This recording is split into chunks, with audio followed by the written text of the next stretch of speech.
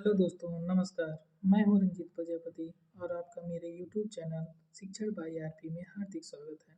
जैसा कि बहुत लोगों को कन्फ्यूजन होता है कि शिक्षा क्या है और शिक्षण क्या है, तो आज मैं आपको बताने जा रहा हूँ कि शिक्षा और शिक्षण में क्या अंतर है। तो चलिए शुरू करते हैं। सबसे पहले हम जानते हैं कि शिक्षा क्या है। जैसा कि हम जानते हैं कि शिक्षा शिक्ष धातु से मिलकर बना है। इसका व्यापक अर्थ जो है विकास की प्रक्रिया है, अर्थात एक क्रम से डेवलपमेंट होता है। यह शैशवावस्था से प्रौढ़ावस्था अर्थात शैशवावस्था, जैसे जब हम बच्चे होते हैं तो शैशवावस्था में होते हैं और फिर बड़े होते हैं तो बाल्यावस्था में पहुंचते हैं और फिर होते हैं तो किशोरावस्था और फिर उसके बाद प्रौढ़ावस्था में पहुंचते हैं। शिक्षा एक ऐसी अनुकूल क्रिया है जो शारीरिक तथा मानसिक रूप से विकसित मानव का ईश्वर के साथ व्यवस्थापन करने में सहायता करती है। अर्थात जैसे जैसे हम बड़े होते हैं तो हमारे शरीर तथा बुद्धि दोनों का विकास होता है। शिक्षा उसमें हमारी मदद करती है, किंतु शिक्षा शिक्षण से भिन्न है। अर्थात शिक्षा अलग है और शिक्षण अलग है। आइए हम सबसे पहले ये जानते हैं कि शिक्षा और शिक्षण में क्या अंतर है। शिक्षा विकास का क्रम है, अर्थात शिक्षा शैशवावस्था, बाल्यावस्था, किशोरावस्था व प्रौढ़ावस्था तक ऐसे क्रम में चलती है। शिक्षा निरंतर चलने वाली प्रक्रिया है, अर्थात शिक्षा लगातार जीवन पर्यंत चलती रहती है। शिक्षा गतिशील रहती है, अर्थात कुछ न कुछ जो हम सीखते हैं और उससे हमारा ज्ञानार्जन हमेशा होता रहता है। शिक्षा संबंध स्थापित नहीं करती है, अर्थात शिक्षा किसी से भी संबंध बनाकर नहीं चलती है। शिक्षा एक निरंतर चलने वाली प्रक्रिया है। ये आगे हम लोग बात कर चुके हैं। शिक्षा बालक के सर्वांगीण विकास में सहायता करती है, अर्थात शिक्षा बालक के सभी कौशलों, शारीरिक तथा मानसिक विकास में सहायता करती है। आइए अब हम बात करते हैं कि शिक्षण क्या है। जैसा कि बेसिकली हम लोग जानते हैं कि शिक्षण पढ़ने पढ़ाने की क्रिया को शिक्षण कहते हैं। शिक्षण बालक के विकास में सहायता करती है, अर्थात शिक्षण कैसे एक बालक का विकास होना है उसमें सहायता करती है। किस तरीके से हम लोग पढ़ाएं कि बच्चे का विकास हो सके। शिक्षण करना एक कला है। शिक्षण क्या है? एक कला है। हम किस तरीके से शिक्षण कराते हैं यह एक आर्ट है।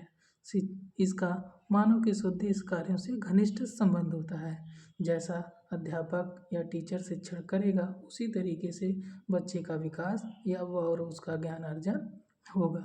शिक्षण सदैव परिवर्तित होता रहता है, अर्थात शिक्षण कराने में हम कई विधियों से सिखा सकते हैं, जैसे आगमन विधि, खेल विधि, अनेक अलग अलग तरह विधि से हम बच्चे को सिखा सकते हैं। शिक्षण का अर्थ शिक्षक, बालक और विषय में संबंध स्थापित करना है, अर्थात शिक्षण इन तीनों में संबंध स्थापित करता है। जैसे कि शिक्षण करने में हम लोगों को 3 चीज़ों की ज़रूरत होती है। 3 चीज़ें जो भी हैं उनके बिना शिक्षण संभव नहीं है। जैसे पहला है शिक्षक, दूसरा बालक और तीसरा किसी विषय का भी होना जरूरी है। शिक्षा और शिक्षण को आगे हम निम्नलिखित प्रकार से स्पष्ट कर सकते हैं। शिक्षा विकास का क्रम है। ये आगे हम लोग पीछे ही बात कर चुके हैं इसकी शिक्षा का विकास कर शैशवावस्था, बाल्यावस्था, उसके बाद किशोरावस्था, प्रौढ़ावस्था, इस तरीके से इसका क्रम चलता रहता है, विकास का क्रम। ठीक है। फिर शिक्षण बालक के विकास में सहायता करती है कि बालक का विकास किस तरीके से हो। शिक्षण निरंतर चलने वाली प्रक्रिया है। शिक्षण कला है। इसका मानव के उद्देश्य कार्यों से घनिष्ठ संबंध होता है, बात कर चुके हैं। शिक्षा गतिशील रहती है, ये भी बात कर चुके हैं। शिक्षण सदैव परिवर्तित होता रहता है, ये भी बात कर चुके हैं। शिक्षा एक द्विमुखी प्रक्रिया है।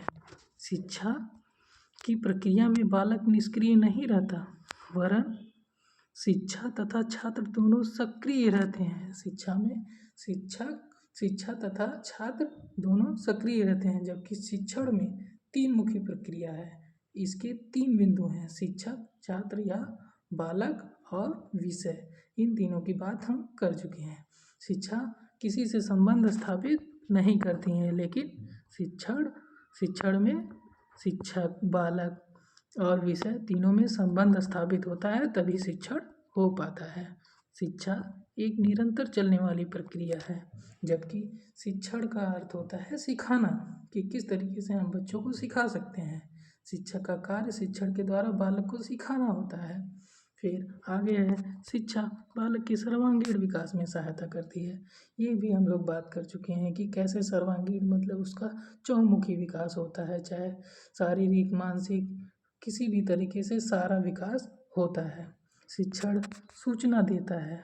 शिक्षण के समय शिक्षक आपको अपने बालकों को नई सूचनाएं देता है, कि जो भी टीचर आपको टीच करता है, पढ़ाता है, वो किस तरीके से नई नई सूचनाएं दे दे कि उसका बालक का ज्ञान अर्जन हो सके। ठीक, यदि आपको मेरे द्वारा दी गई जानकारी अच्छी लगी हो तो लाइक करें, शेयर करें और कमेंट ज़रूर करें, और सब्सक्राइब करना ना भूलें। धन्यवाद। आपका दिन शुभ रहे।